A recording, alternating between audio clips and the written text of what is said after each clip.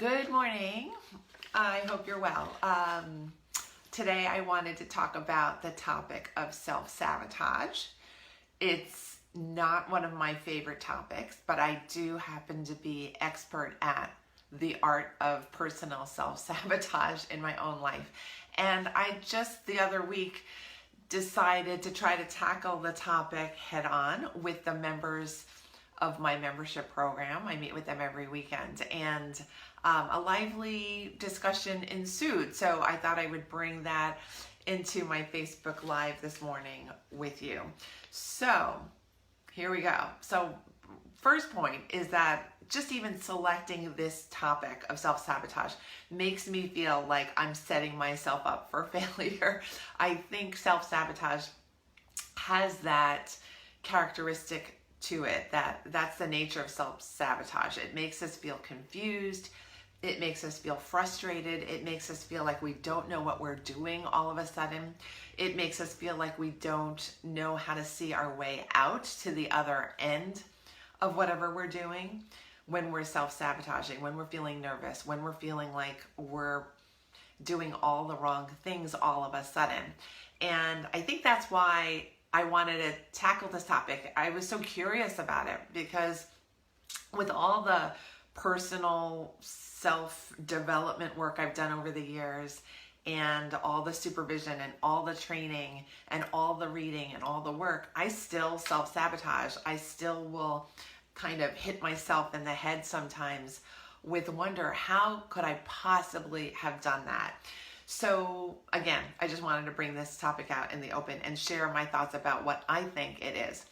So my first thought about what it is that self-sabotage is the unconscious version of procrastination. Procrastination is kind of when we decide in our waking lives that we're going to put something off because we don't want to deal with it, and because it's unfriendly, and because we don't have time, and because we'd rather be doing something else.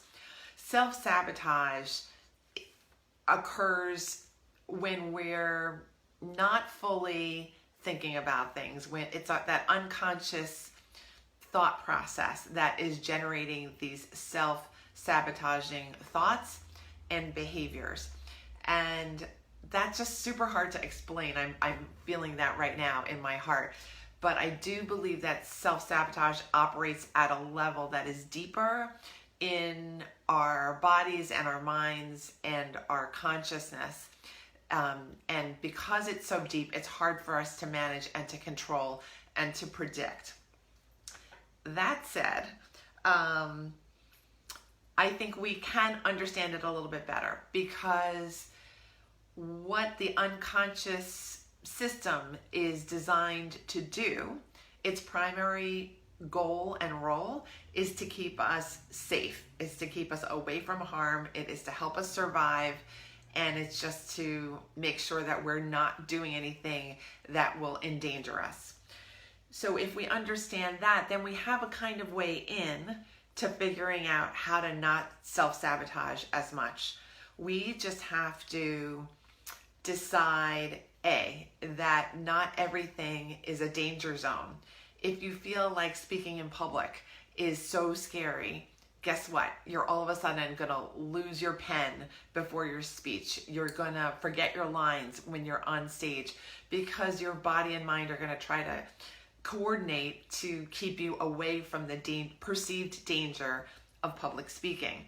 But if you decide for yourself, I'm a fine public speaker, this audience is going to be fine, my topic is fine, then everything is kind of going to go well, just like it is right now. I was very afraid of getting on this particular live today because of this topic.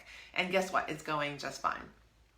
So the first tip is really just to kind of scale back your sense of what is dangerous and train yourself that you are good enough, that you are able enough, and that you are capable enough to handle the stress of the situation. You might even decide for yourself that it's not stressful at all if you're not afraid of screwing up. Okay, another thought is that we just have to, on a day-to-day basis, do what we like to do. When we feel like we're in alignment with our actions and when our thoughts and our actions are aligned, things don't feel unsafe. We feel like we are coming into our own. We feel like we're learning new things. We feel like we're excited. So then there isn't that feeling of a lack of safety. And guess what? Things start to go well. But the trick is, you have to keep doing these things. You have to keep pushing the boundaries. You have to keep training yourself that things are safe. You have to keep reminding yourself that you have what it takes to survive, to do well, and to even excel.